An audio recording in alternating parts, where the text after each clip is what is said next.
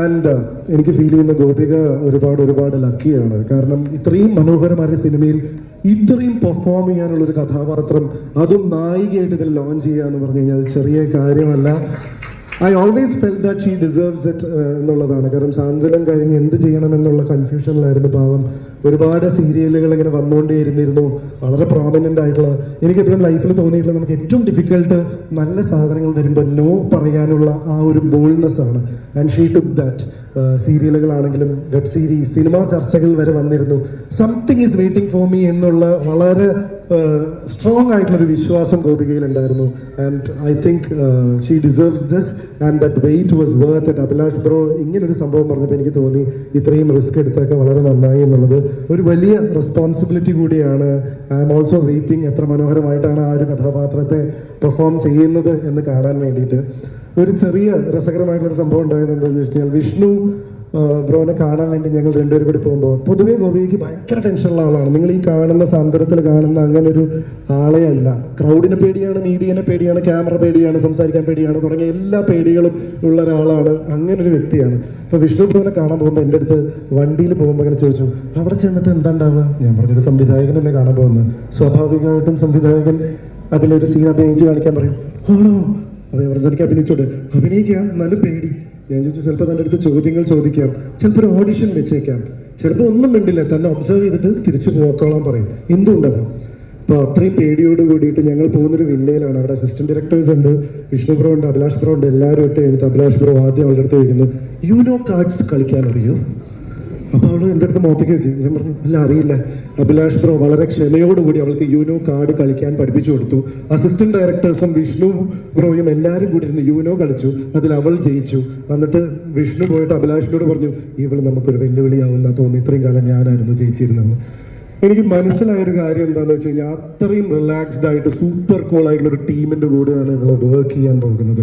ഇതിൻ്റെ ഒക്കെ ഇടയിലും ഈ പ്രോഗ്രാമിൻ്റെ ഓർഗനൈസിങ്ങും പരിപാടികളൊക്കെ പുള്ളി ഓരോ യൂനോ കാർഡ് കളിക്കുമ്പോഴും ഇതിൻ്റെ പരിപാടികൾ, അതിൻ്റെ സംഭവങ്ങളൊക്കെ കോർഡിനേറ്റ് ചെയ്യുന്നുണ്ട്.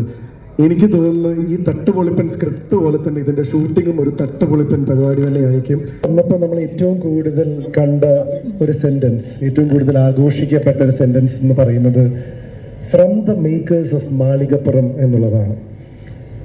മാളികപ്പുറം എന്താണ്, ഇവിടുത്തെ തിയേറ്റേഴ്സിൽ അതുണ്ടാക്കിയ ഓളം എന്താണ് എന്നുള്ളത് നമ്മൾ മലയാളികൾ എല്ലാവരും കണ്ടതാണ്.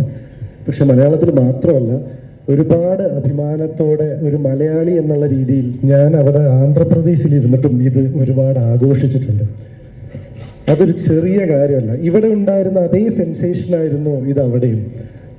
ഞാനിപ്പോൾ കൂടുതൽ തെലുങ്ക് സിനിമകളാണ് ചെയ്യുന്നത്. എൻ്റെ ഏറ്റവും ആദ്യത്തെ തെലുങ്ക് സിനിമ അല്ലു അർജുൻ ഗാരു പ്രൊഡ്യൂസ് ചെയ്ത അവരുടെ ഓൺ ബാനറായ ഗീത ആർട്സ് ആണ് അവിടെ മാളികപ്പുറം റിലീസ് ചെയ്തത് തന്നെ. അത്രയും വലിയൊരു റിലീസായിരുന്നു, അത്രയും വലിയൊരു സെൻസേഷനായിരുന്നു. ബിപിൻ ബ്രോ പറഞ്ഞു, നിനക്ക് എവിടെ നിന്നാണ് ഇത്രയും മാത്രം കഥ എന്ന് ചോദിച്ചത്. വളരെ അതിനുള്ളൊരു അതിശയോക്തി ഇല്ലെന്ന് എനിക്ക് തോന്നുന്നു. കാരണം എന്താണെന്ന് വെച്ച് കഴിഞ്ഞാൽ, ഇദ്ദേഹം കഥകൾ പറഞ്ഞുകൊണ്ടേയിരിക്കുകയാണ്. ഒരു തീവ്രമായ ഇൻറ്റൻസിറ്റിയോട് കൂടിയാണ് അദ്ദേഹം സിനിമയെ ഇപ്പം കാണുന്നത്. മാളികപ്പുറത്തിന് മുമ്പുള്ള അഭിലാഷിനെ എനിക്കറിയാം. ഇപ്പം അദ്ദേഹത്തിൻ്റെ ഹങ്കർ കൂടിയിട്ടേ ഉള്ളൂ എന്നുള്ളതിൽ എനിക്ക് ഒരുപാട് അഭിമാനമുണ്ട്.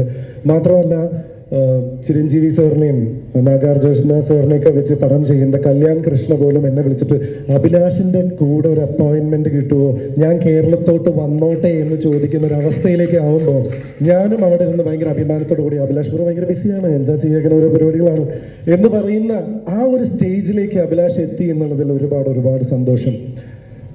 എനിക്ക് തോന്നുന്ന സുമതി വളവ് എന്നുള്ളൊരു സിനിമ മലയാളത്തിൽ മാത്രമല്ല, ഇതെല്ലാ ഭാഷയിലും നല്ല പോസിബിലിറ്റി തോന്നുന്നുണ്ട്. പാടുവാണ് ഈ സാധനം. ഇത് ഞാൻ വെയിറ്റ് ചെയ്യാണ്. അത് എൻ്റെ പ്രിയപ്പെട്ടവരുടെ സിനിമ ആയതുകൊണ്ട് മാത്രമല്ല, ഒരു സിനിമ ലവർ എന്നുള്ള രീതിയിൽ ഞാൻ ഇത് ഓൺ സ്ക്രീനിൽ ട്രാൻസ്ഫോം ചെയ്യുന്നത് കാണാൻ വെയിറ്റ് ചെയ്യാണ്. വിജയ് ചേട്ടനെ പോലെ ഇത്രയും എക്സ്പീരിയൻസ്ഡ് ആയിട്ടുള്ള ഒരു പ്രൊഡ്യൂസർ പറഞ്ഞു അദ്ദേഹത്തിന് ഈ പാക്കേജ് കണ്ടപ്പോൾ കൊതിയായിന്ന്. കൊതിയാവാതിരിക്കാൻ പറ്റില്ല. അങ്ങനത്തെ ഒരു എലമെൻ്റാണ് ഇവർ അണിയറയിൽ ഇവർ ഫോം ചെയ്തുകൊണ്ടിരിക്കുന്നത്.